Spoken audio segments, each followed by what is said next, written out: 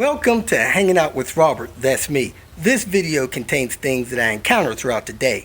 If for some reason I complete a task and you would like to see the details, you could click on the link in the description area below. This video also contains tips and tricks that I learned throughout the years. I plan on leaving this video accessible for about 30 days. After that, you can view it through my Patreon account. Thank you very much for watching. What's happening, party people? Man, I got into the Chicago area late. I think I went to bed like 2 in the morning. So, I woke up nice and early. I just rolled over, went back to sleep like 2 or 3 times. So, once I got up, Diane wanted to go to the grocery store, do her grocery shopping. And I thought I was going to get started around 8 today. It is almost 11, so I'm running 3 hours behind. But that's alright. We'll get some stuff done. I'm going to stop by Swedish Car Parts here in a few minutes and then run out to Naperville. And after that, get back over here to John's and get on this exhaust on this 850. Get some performance mods done. Make that car race. Back here with this beautiful S70 in Naperville, he has a problem with the window switch. It actually feels stuck. This right rear window switch, see here, goes up and down, but this back window back here is not moving at all. And this switch actually feels jammed. This one back here moves. So we're going to take this window switch out. He's got the bone tool, but man, it's hard prying these things out of here. Most of the time I take the door panel loose and push them up from the bottom. I'm going to try to pry it out first, and if that don't work, then I'll pull it up. See, it's actually pulling up the whole part of the door panel, trying to get it out of here. Then a lot of people don't like scuffing up their plastic with screwdrivers and stuff, so we'll see what happens here. Near impossible to pry that thing out with the bone tool. So since we're going to be discarding this one, I used needle nose pliers, grabbed that thing right there, jerked it, and it popped it loose. So we're going to go ahead and unplug it, replace it, test it, and move on to the next job. Of course, we're going to test it before we lock it down in there. The switch is on. We get unlock. And we get window. Turn the key to the first position.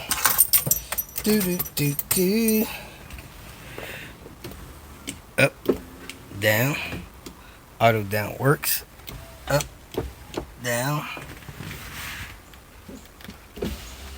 down, up, down, up. We should be good to go. Cut this thing off and disables that switch. Cut it back on. And we're good to go. Go ahead, push it down in there, lock it in place. Next, the fuel door latch is not opening, but when I flip the switch, I hear something.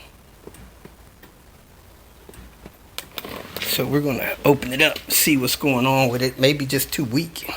Go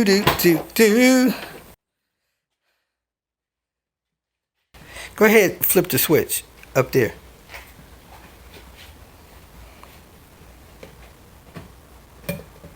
Do it again. Yeah, I can feel it, but it's not moving. So it's twitching. So he came in here to get gas. You can see that thing right there. And it's got a pull on it, where you can reach in there and pull it to open it. Where's the replacement at? When you pull it, it releases it, it pops open a little bit. So we're going to test this other one with the wire. Plug it in here and see if it works. Go ahead and do your latch on your door. This plunger should pull. Alright, that one looks like it's working good. Do it one more time. You can see that. There you go. Alright, so you got 2 screws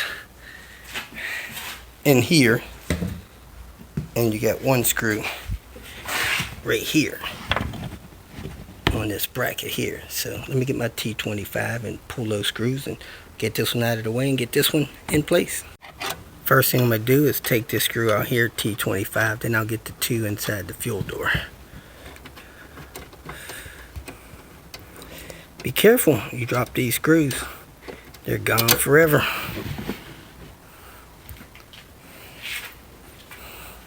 You can even lose that latch, it'd fall down there.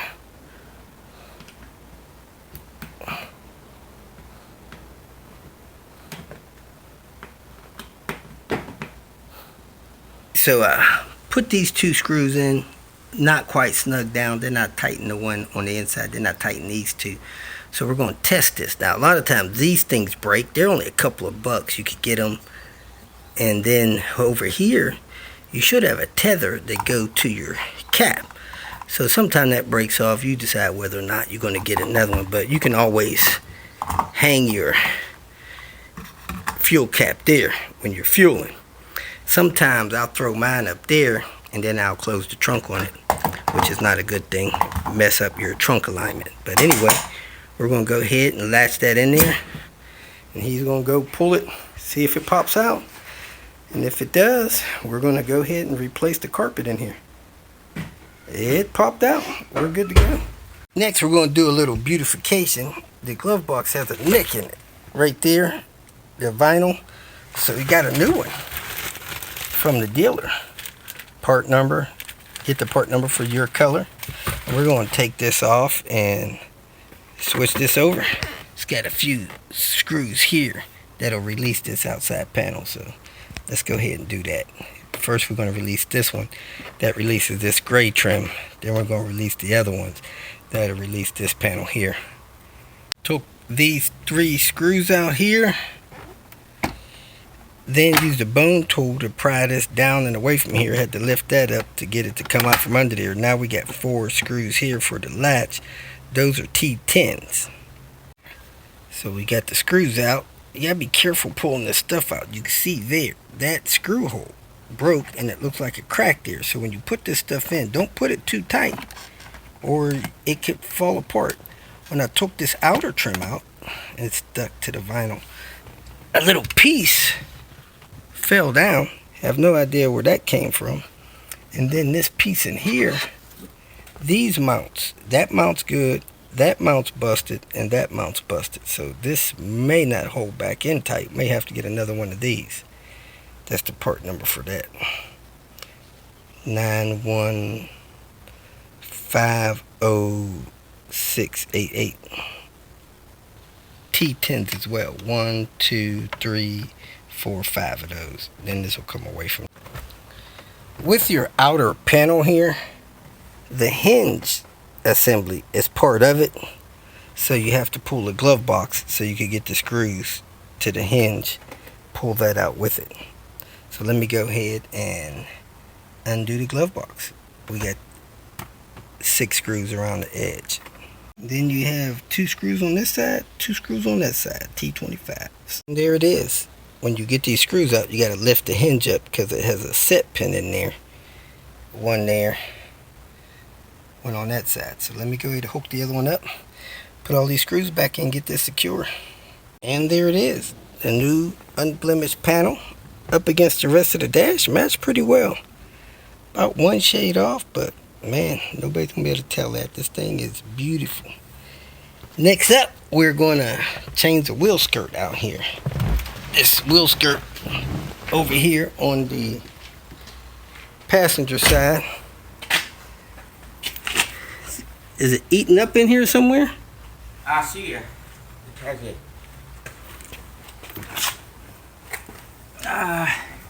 Because you see.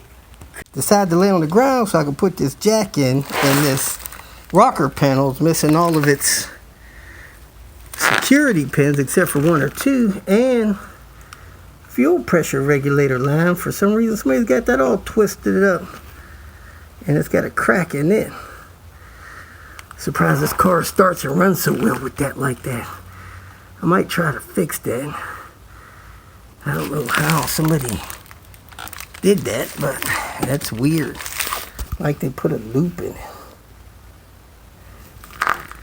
You want to depress or something? Looks like it's got a vacuum that goes from here over to this line here. So I'm gonna pull this clamp off of here, unplug this, see if I got a vacuum line that'll fit it. I think I do. I thought it was this line coming off of here, but that's going somewhere else. So this is good. Probably just smells like fuel. Surprised I hadn't thrown an evap code. Got it off, so this is fuel rated vacuum line. I must see if I got a little piece of it in my box in there. Cut a piece to fit and put it on there. All done with this white S70. Man, I talked to Juan yesterday. He said he looking at buying one of these like a time capsule, just spotless. This thing here rides like brand new, not a creak or nothing. He said he could hear the dash popping when he hits hard bumps. Man, quit hitting them hard bumps. This thing is perfect. Beautiful car. So I replaced that little vacuum line on that fuel regulator. We need to find some clips, and he wants to get a trim for the other side of that little quarter window. So he's good to go. Let me get back into Chi-Town. This is John's 850. We did the manual swap on just recently.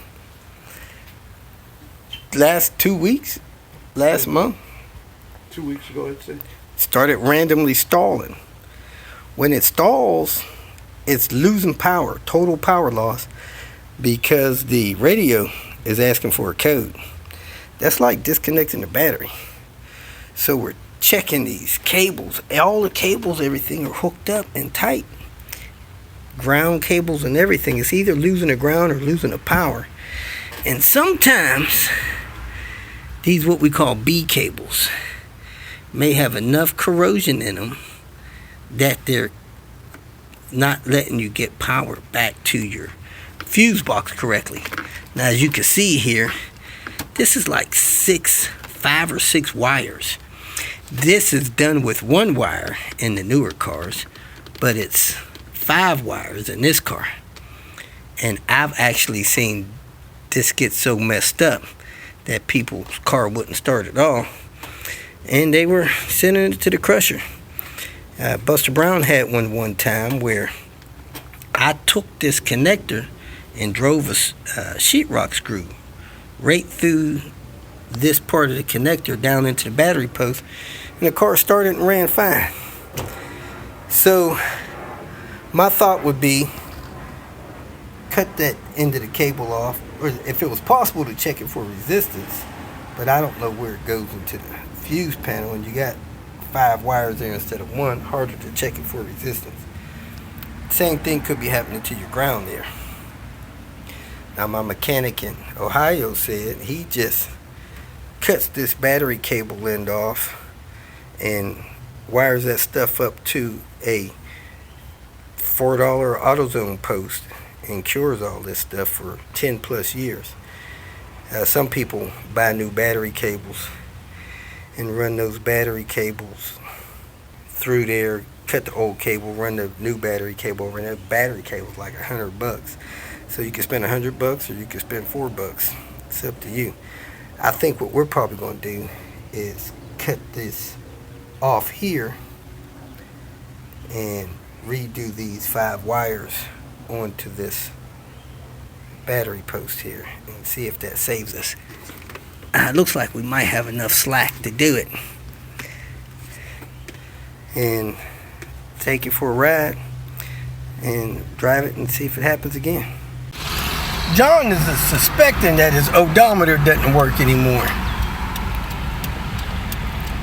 So I'm gonna look at that, get this timepiece set right, so I don't think I'm in California time.